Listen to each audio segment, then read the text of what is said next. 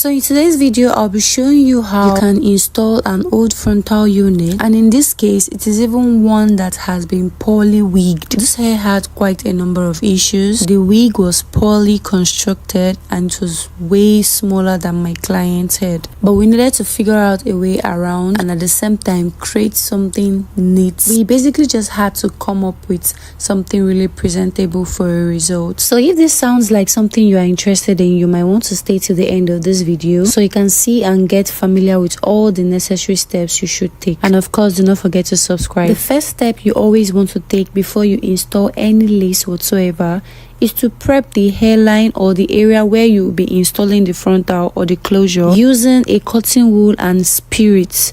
Could be methylated spirit, could be a rubbing alcohol, but ensure that it is something that can take out sweat and dirt. This process goes a long way in making your install come out well, and at the same time it also helps in the overall retention of the frontal.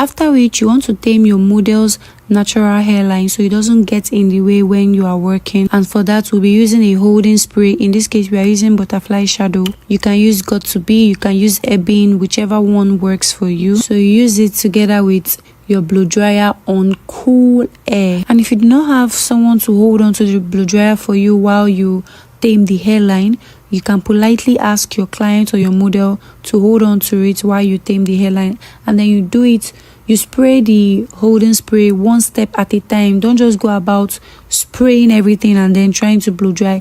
That way you have white cast and you do not want that. So one step at a time. When you spray on a spot, you blow dry, you tame, then you move on to another spot.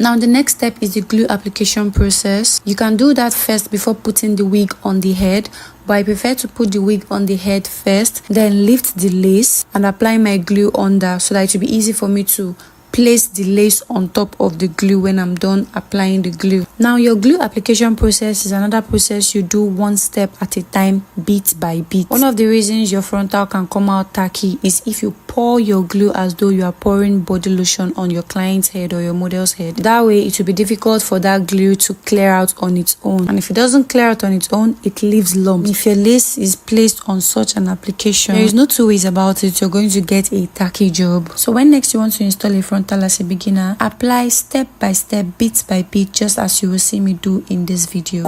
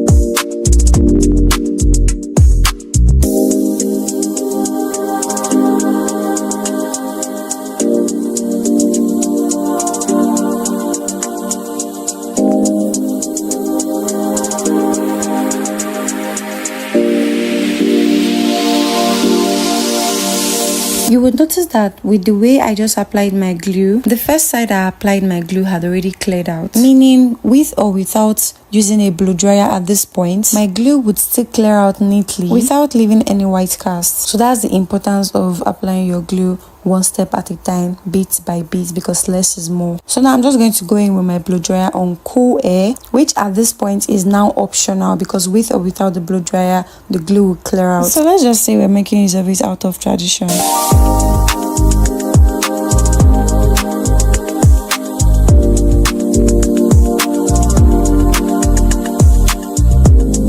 Now I'm just going to gently place my lace upon the glue, gently because we do not want ripples, we do not want the lace laying on a part where we do not want it to be. Remember, this wig is way smaller and poorly wigged, so we needed to put in effort in making sure this lace stays exactly where we want it to be. Again, one step at a time. Do not rush your installation process, especially when we're not working with a new frontal. Also, while you're trying to press or place the lace upon the glue, you want to use the tip of your comb to press the lace to the glue.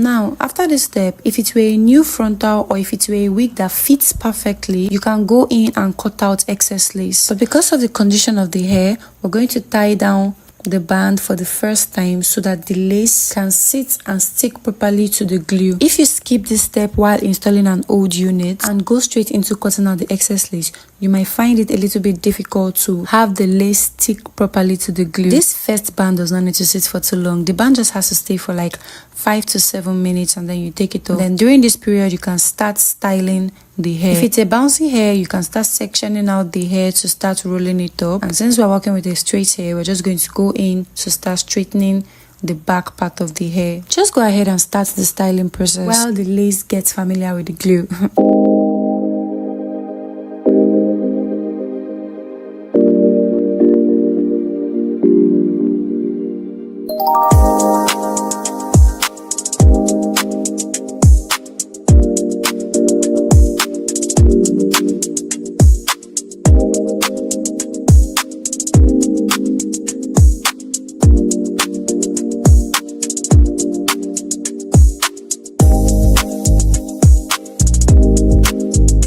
To style this unit, we'll be needing a heat protectant spray. Very important to protect the strands from heat damage. You can use any brand of your choice so long as it is a good brand. Then I'll also be using a hair serum, and this is the brand I'll be using. I'll go ahead and apply them generously upon the hair. Then I'll start straightening.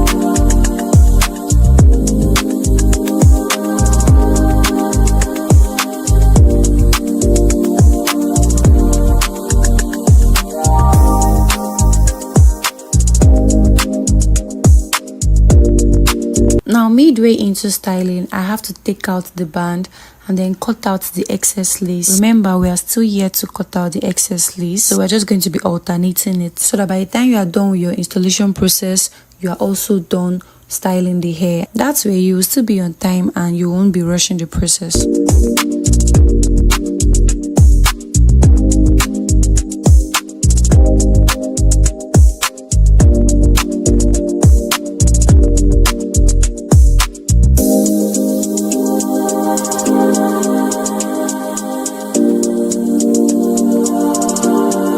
Also remember, when cutting out your excess lace, do not cut too close to the hair. You have to leave like a very tiny inch of lace close to the hair because you are melting lace, you're not melting hair. If you cut too close to the hair, it doesn't look good. In fact, it doesn't melt well. And then if you leave too much lace, like too much excess lace, it still won't melt well. So you have to find a way to be in the middle. Don't cut too close to the hair, but at the same time do not leave too much excess lace, because that way the idea of creating an illusion is gone. The lace will be up there in our faces.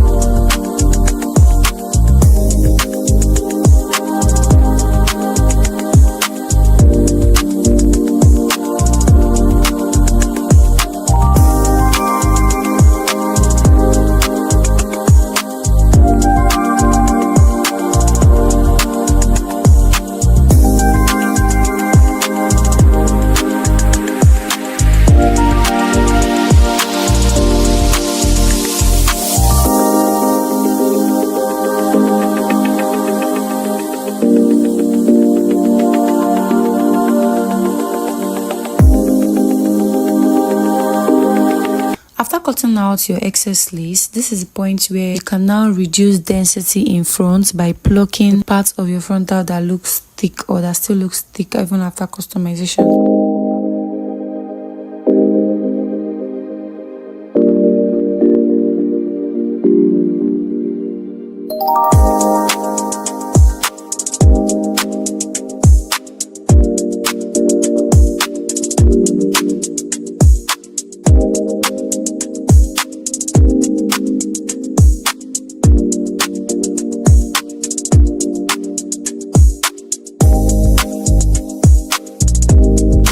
This plucking process on the model or on the client is optional. If you are okay with the plucking, you must have done before this installation process. So the next big step is to make sure that your glue gets to every part of the lace that didn't get glue initially. So use the tail of your comb or a needle to ensure that your glue gets to everywhere so you can properly secure the lace.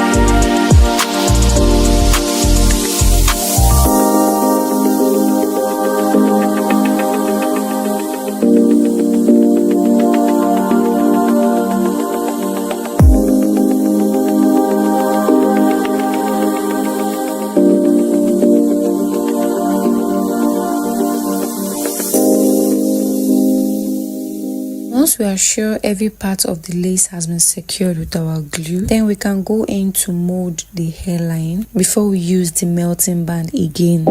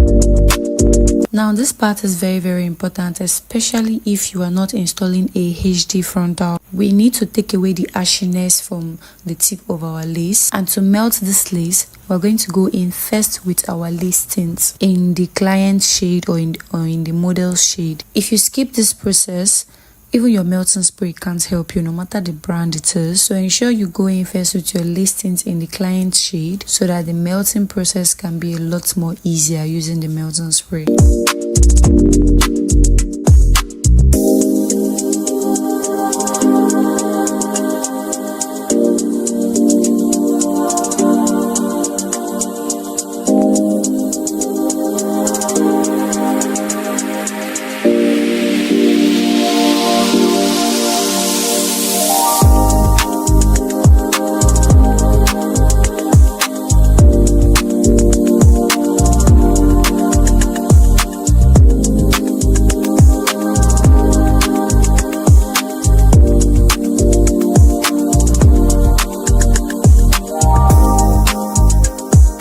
So now I'm just going to tie back the band after applying the lace tint, then proceed to styling the hair again. This time around I'm going to round off the styling process. When you tie your band, make sure that it is covering the tip of the hairline. Very important.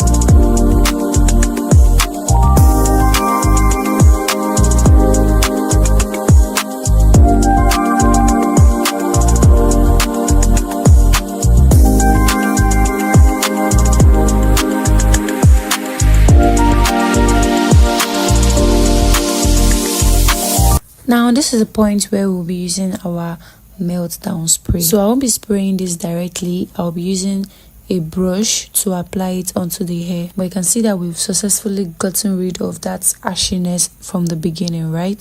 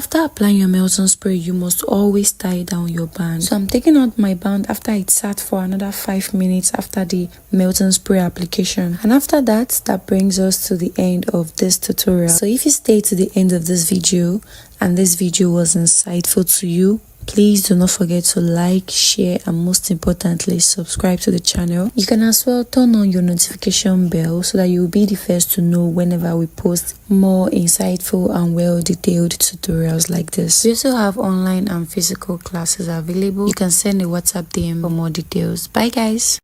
I honestly believe there are hairstylists who never become successful. Now, not because they are not talented, but because year after year, they keep making the same beginner mistakes. And the part which I believe to be the painful part in all of this is nobody actually tells them about it. And sometimes they don't even know they are stuck. Today, I'm sharing 10 mistakes I have made, mistakes I have also watched students make, and mistakes that quietly destroy careers even before they begin. So if you are just coming across my channel for the first time, sit tight because it is going to be worth your time. And if you are a returning subscriber, thank you so much, and I hope at the end of this video we are all impacted.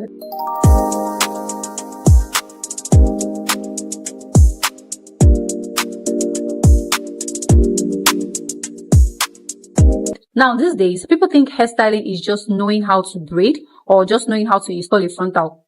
But guess what? That's the easy part. The real career is built on professionalism, systems, decision-making, and client experience. Now, those are the things we are talking about today. These are few mistakes that could quietly and silently kill your hairstyling career before it even gets the chance to grow. And number one on this list is buying equipment before building skills. This is probably the biggest financial mistake beginners make. In a way, I believe social media has a way of convincing new or beginner hairstylists that owning an expensive salon chair or even an expensive salon itself with 3 big lights, a steamer, 5 curling irons, 2 hot combs, every lace product on the market, and drawers filled with styling sprays make them automatically look successful and experienced. No, it doesn't.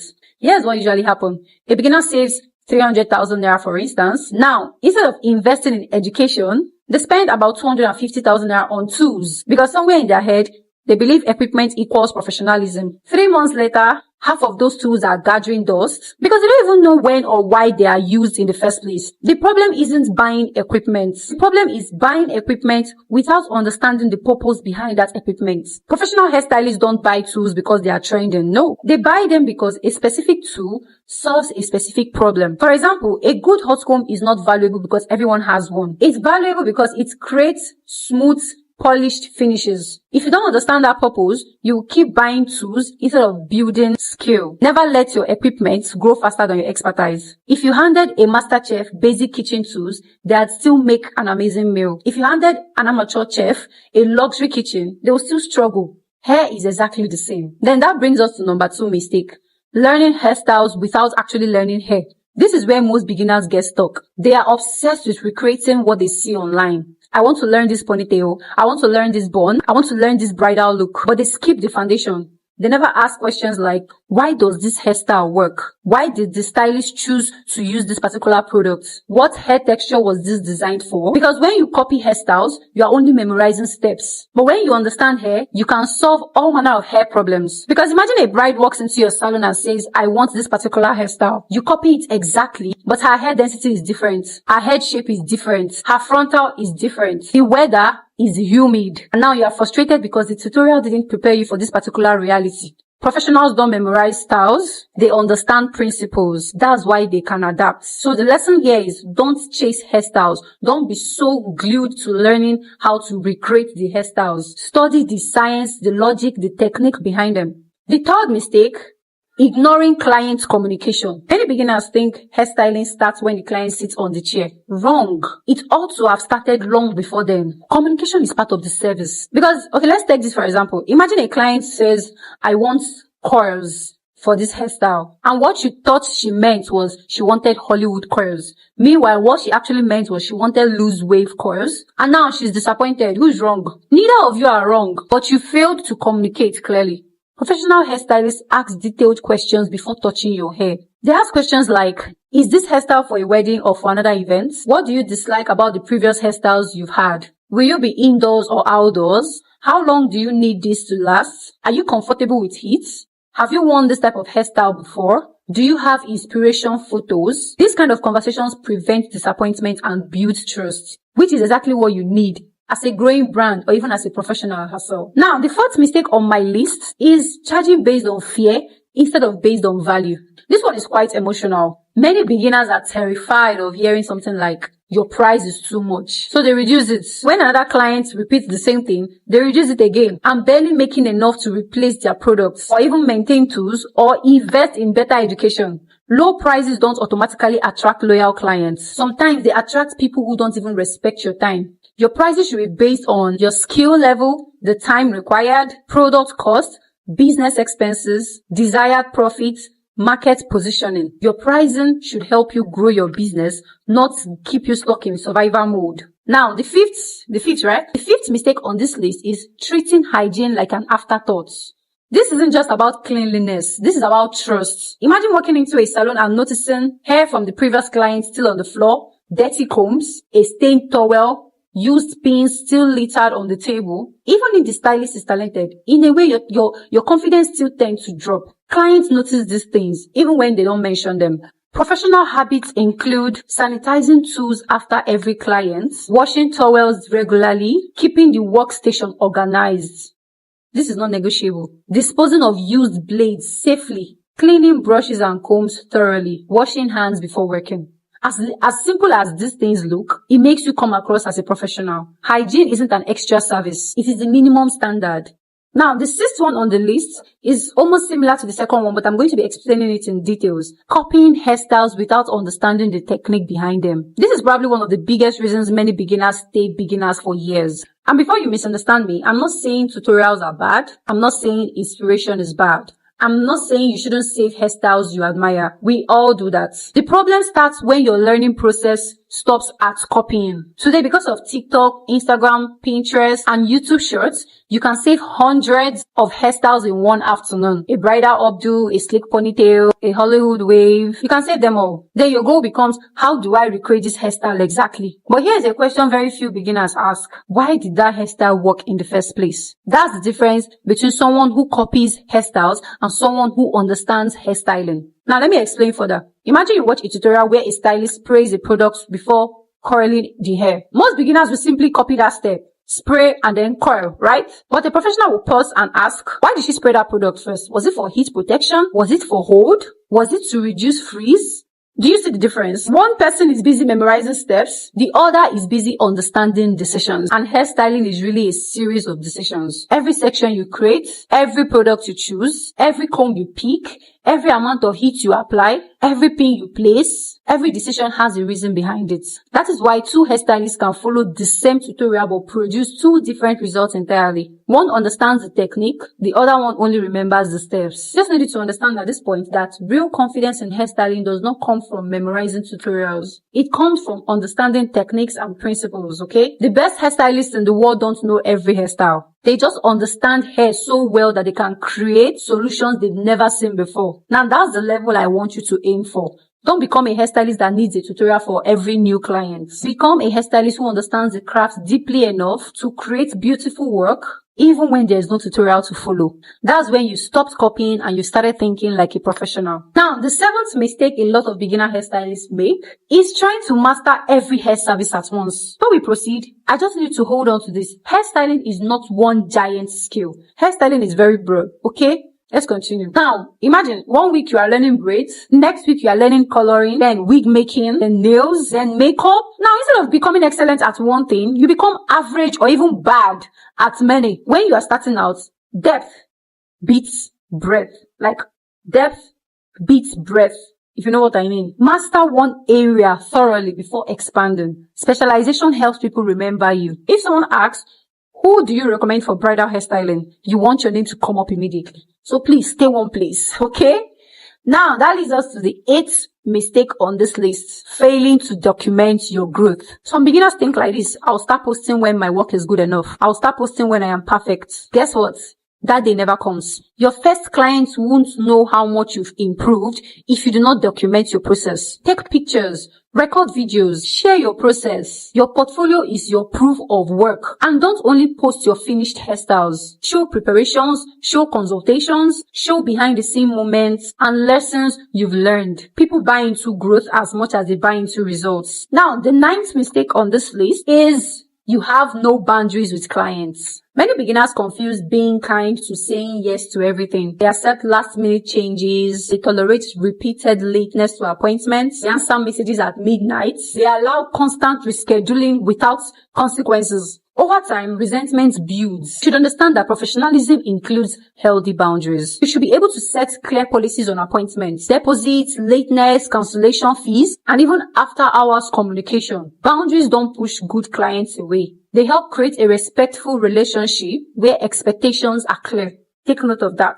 Now that brings us to the last, but not the least, mistake on this list. Treating hairstyling like a hobby instead of like a profession. This is the biggest mistake because it actually influences every other one. Because professionals don't just improve their techniques, they also improve their mindsets. They invest in learning. They review their work. They seek feedback. They stay updated with trends while mastering timeless skills. They understand that excellence is built through consistency, not occasional bursts of motivation. I mean, if you want a long career, you ask yourself things like, what kind of hairstylist am I becoming? That's the question that shapes your habits, your standards, and ultimately your reputation. And so that brings us to the end of today's lecture. And I really hope somebody was impacted. And with that, see you in my next video. Bye!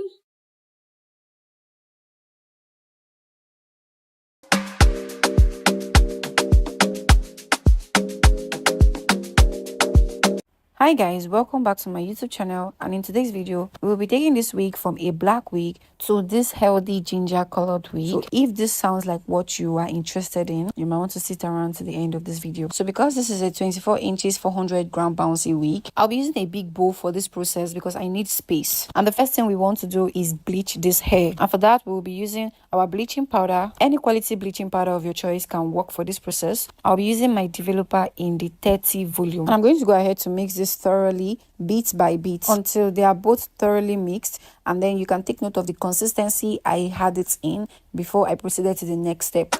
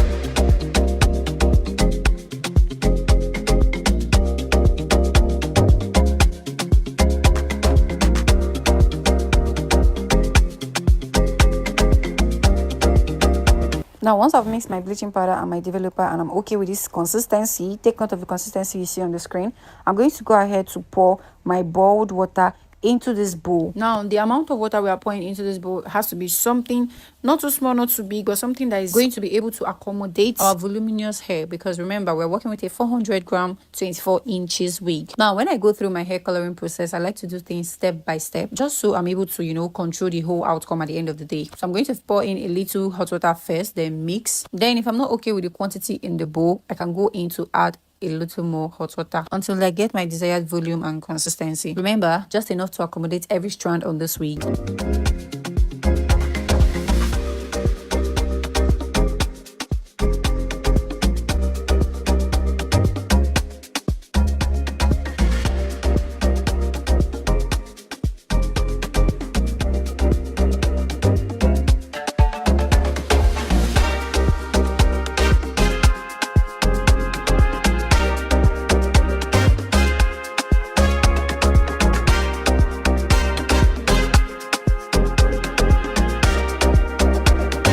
Now, once I'm satisfied with this process, I'll introduce the wig into this mixture. Please don't be like me. Use gloves for this process. It's important. I didn't realize I had run out of gloves, but I needed to do this coloring on this day. And when I tried substituting this plastic bag for gloves, it just didn't work. It wasn't even convenient, so I had to do away with it and continue with my bare hands. But please, if you have sensitive skin, this is not even negotiable. Please get your gloves. So the next step is just to make sure that this product gets into every part of this hair as fast as possible, so they can all bleach at the same time. If you are quite sluggish with it, one side could bleach faster than the other side, and you don't want that because it will reflect in your coloring at the end of the day. So you want to just make sure you get this product into every strand of this hair at almost the same time.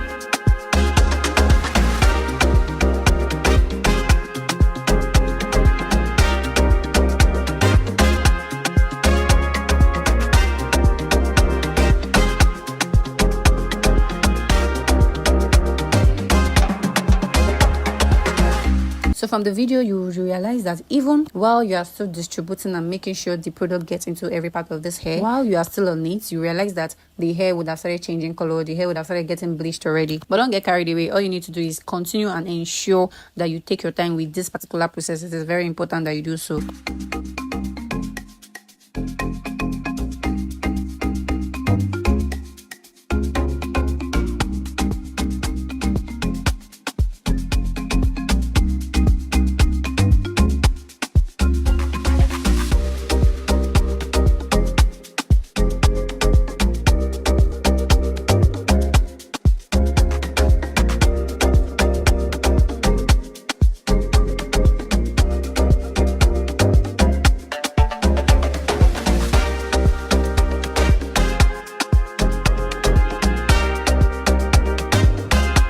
So once I'm satisfied with what I already have, I'm going to be putting this in a Ziploc bag because mind you, this is still hot. Remember, we used hot water to, process the products initially. So this is supposed to still be hot. Now we're putting it in a Ziploc bag. You can use a foil if you want. That's to speed up the process, but a Ziploc bag is just as fine. So we're going to be leaving this for 30 whole minutes. So the time is currently 10:40. We should be back by 11:10 to check what we already have. You can set a timer or an alarm for that, but we're back in 30 minutes, and I'm just going to check how well this lifted, and I was satisfied with what I already had. But if you want a way more brighter shade of color for the hair you are working on, then you can leave it to stay longer. So I just went on to check out every part of the wig to ensure the bleaching was uniformed, and because this shade works perfectly for me, I went on to thoroughly wash out the product from the hair, then proceeded to the next step. Now I'm going to be pouring my adore dyes into the bowl, and because of the shade of ginger I want to achieve, I'll be using the original adore dye in Sunset Orange, Cajun Spice, and the French Cognac. These three shades can give you a ginger looking color depending on the shade you want, okay? So I just mixed them up because I wanted their individual shades on this wig.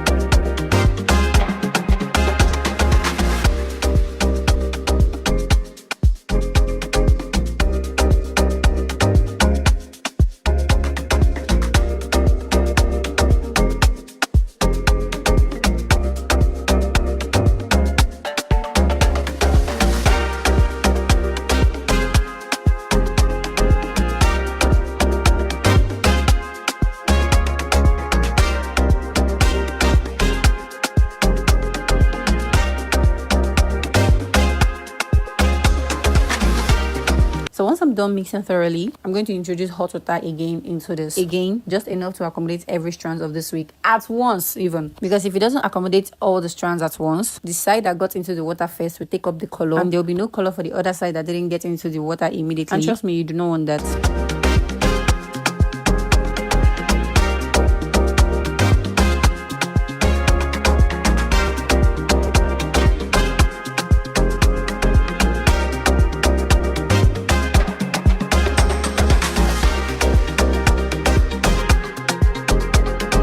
So when I'm I'm done mixing, before I put in my clean washed hair into this, you would need to protect your lace so it doesn't get too ginger or too orange. And for that, I used a conditioner for it. Another thing I do before I put in the whole hair is do a strand test. So I'm going to take out a little weft from the wig and put into the water to see what the color would be like, or what the color would look like, to be sure I would like the result before I then proceed to putting in the whole hair into the water. I had already done this at the beginning of camera, but it's important to know that before you start coloring anything, make sure you do a strand test. It's very important. And of course, I like my results, so I'm just going to proceed now.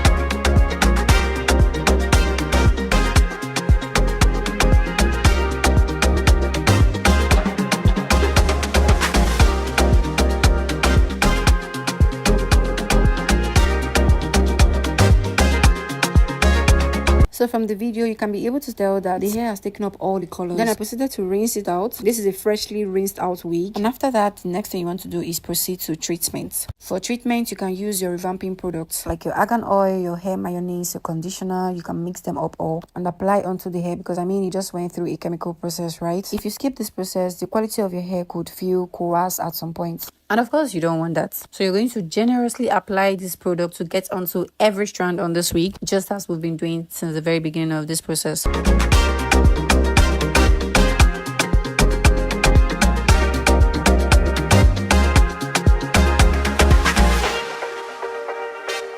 Now, by the time you are done applying this product generously, so long as they are good and original products, you will be able to see the shiny effect the product restores back onto the hair. Now, I'm just going to take this and put it into a plastic bag and ensure it is airtight. You can just leave this overnight so the product can get in before you wash off the products. But if you have a steam bag, you do not need to wait that long. Just put the hair into the steam bag to steam for about 15 to 20 minutes and then you're good to go. So that was exactly what I did, and then I washed it off and air dried. And now this is the result of what it looks like after air drying. You can see how lush and healthy this looks. Now the next thing you want to do is proceed to style however you want, and then our hair is ready. So if you stay to this point of this video, don't forget to subscribe and of course share, because you know sharing is caring. So if you have friends that would be interested in seeing this, whether they are hairstylists or whether they are DIY girlies, just share the video. And with that, I'll be seeing you in my next video. Bye and thanks for watching.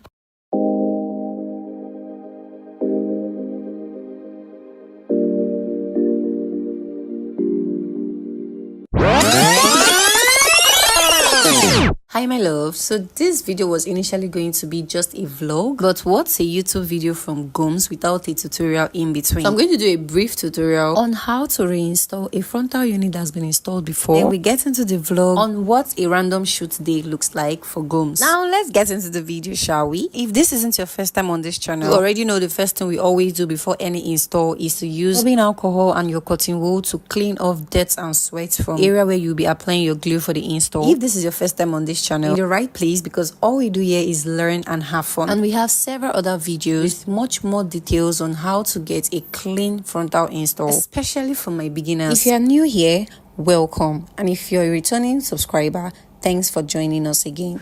Now, if you've been paying attention to the video, see how I took my time to clean off the area where we'll be working with, because we do not want anything reacting negatively with our glue and resulting to a tacky job at the end of the day. Once that step is concluded, the next thing you want to do is to tame the natural hairline so it doesn't get into the way of your glue application process. And you're going to be doing that with your holding spray. The brand I use is the Butterfly Shadow. You can use the Got2b spray, you can use the Ebin spray, anyone works. Then you air dry while you brush back the natural hairline using your blow dryer in the cool air. So if your hairline looks like this before your installation, you're already wrong. Your hairline should look like this, as flat as this.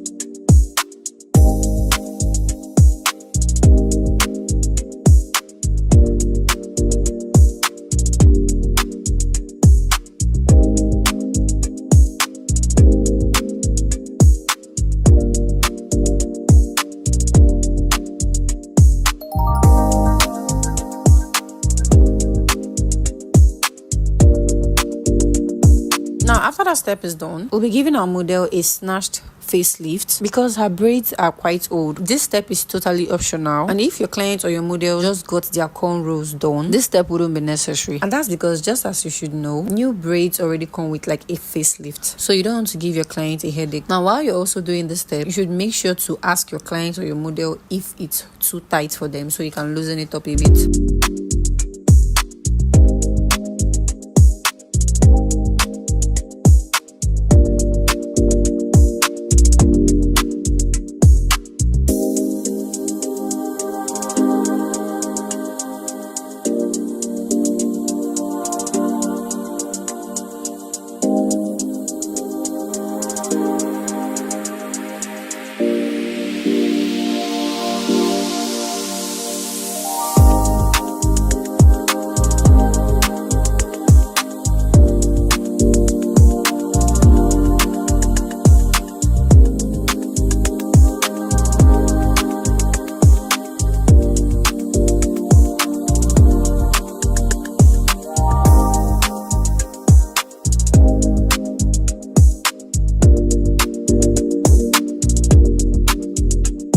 Now, before you proceed from this stage, that's after the wig is on your client or your model's head, you want to make sure that there's no strand of hair in your wig. Like, every strand of hair should be moved backwards. You can use your hot comb, you can use your comb, whatever you want to use. Just make sure that every strand of hair is moved away from the face.